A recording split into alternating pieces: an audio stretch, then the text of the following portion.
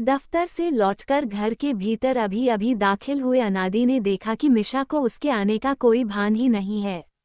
वह गैलरी में लगे आराम कुर्सी पर गंभीर विचारणीय मुद्रा में बेखबर बैठी हुई है। शादी के करीब 10 महीने बीत चुके थे, लेकिन अनादि अब तक ये समझ नहीं पाया था कि आखिर मिशा अचानक किन विचारों में गुम हो जाती है। शादी से पहले बमुश्किल अनादि 1 या 2 बार ही कुछ समय के लिए मिशा से मिला था, लेकिन इन मुलाकातों में उसे मिशा कभी भी उदास या गंभीर प्रवृत्ति की नहीं लगी थी। शादी के महीने भर बाद ही अनादि को ऐसा लगने लगा जैसे मिशा उससे कुछ कहने, पूछने या बताने का प्रयास तो करती है, परंतु संकोचवश वह ऐसा कर नहीं पा रही है। अनादि भी अपनी ओर से मिशा के दिल में छुपे राज को जानने की भरसक कोशिश करता, किंतु अब तक वह असफल ही था। अनादि के लिए आश्चर्य की बात ये थी कि मिशा अक्सर तभी उदास, दुखी या खोई खोई रहती जब वह अपनी अभिन्न सहेली मिनी से मिलकर घर लौटती। मिनी और मिशा दोनों स्कूल फ्रेंड थी। अनादि और मिशा के ब्याह के 1 महीने पश्चात मिनी का ब्याह भी इसी शहर के एक सफल ईस व्यापारी से हुआ था।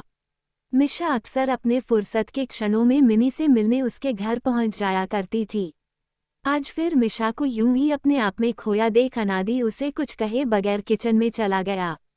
अपने लिए चाय व मिशा के लिए कॉफी बनाकर अनादि गैलरी में ही ले आया और विचारों के भांवर में गोते लगाती मिशा से बोला, नॉक नॉक, आप किन ख्यालों में खोई हुई हैं मैडम, लीजिए गर्मागर्म कॉफी।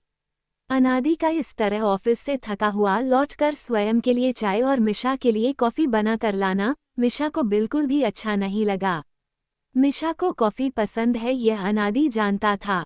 इन 10 महीनों में मिशा के पसंद नापसंद से अनादि वाकिफ हो चुका था। इस बात का मिशा को भी एहसास था, लेकिन वो ये नहीं समझ पा रही थी यदि अनादि उसे इतनी अच्छी तरह से समझने लगा है, तो वह उसके दिल की बात क्यों नहीं समझ पा रहा है।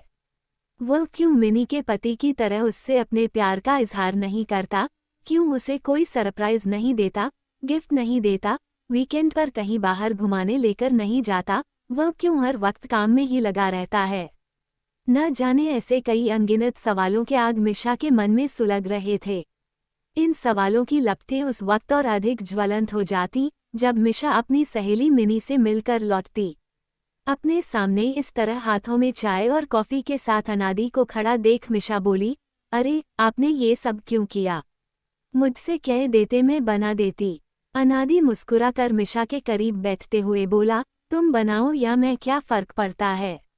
अनादि के ऐसा कहने पर मिशा ने फिर कुछ नहीं कहा। दोनों के मध्य एक कटीलेदार चुभन सा सन्नाटा पसर गया जिसे चाहकर भी अनादि तोड़ ना सका। 2 दिनों बाद अनादि के दफ्तर जाने और अपना घरेलू कार्य निपटाने के उपरांत मिशा फिर मिनी से मिलने उसके घर पहुंची। अभी वह दरवाजे पर पहुंची ही थी कि वह बाहर ही ठिठकी। मिनी के पति मिनी पर बहुत ही बुरी तरह से बरस रहे थे। वह कह रहे थे, तुम बीमार हो इसका यह मतलब नहीं है कि मैं अपना सारा काम धंधा छोड़कर तुम्हारी सेवा के लिए घर बैठ जाऊं और अपना फाइनेंशियल नुकसान करा बैठूं। घर पर कार है, ड्राइवर है, तुम इन्हें साथ लेकर डॉक्टर के पास क्यों नहीं चली जाती? तुम्हें जितने रुपए चाहिए ले लो, लेकिन मुझसे यह उम्मीद मत रखना कि मैं अपना सारा कामकाज छोड़कर तुम्हारी सेवा करूंगा या तुम्हें डॉक्टर के पास लेकर जाऊंगा। मिनी के पति को इस तरह बेपरवाही व बेरुखी से कहता सुन मिशा सन्न रह गई और उल्टे पांव सीधे अपने घर की तरफ लौटी। सारे रास्ते अनादि के सहयोगात्मक व प्यार भरे व्यवहार परत दर परत मिशा की आंखों के समक्ष झूलने लगे। उसे स्मरण हो आया कि किस तरह पिछले महीने अचानक उसकी तबीयत खराब होने पर अनादि अपना सारा काम स्थगित कर पूरा दिन उसका ख्याल रखता रहा। उसे डॉक्टर के पास लेकर गया, उसके लिए खिचड़ी पकाए और पूरा दिन उसके पास उसके साथ रहा।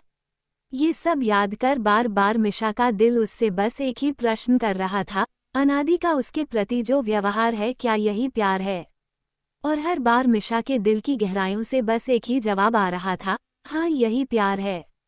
इतने महीनों बाद आज मिनी के घर से लौटते हुए मिशा तनिक भी सवालों से घिरी हुई नहीं थी, उसे अपने सारे प्रश्नों के जवाब मिले थे। उसके मन में अनादि को लेकर अब कोई शिकवा या शिकायत नहीं थी।